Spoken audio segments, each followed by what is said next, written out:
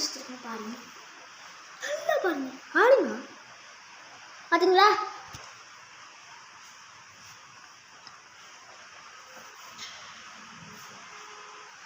என்னன்னு பாத்தீங்கன்னா நம்ம வீடியோ இன்னும் வந்து வரணும், அதாங்க பிரச்சனை.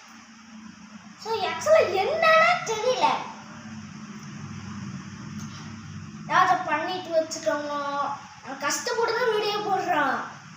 ஒரு லைக்ஸ், ஒரு கமெண்ட், ஒரு லைக் பண்ணுங்க, ஒரு கமெண்ட் பண்ணுங்க, எல்லாருக்கும் ஷேர் பண்ணுங்க. இதுதாங்க நான் சொல்றேன். ரொம்ப வருஷம் வீடியோ போடாமல், ஆனால்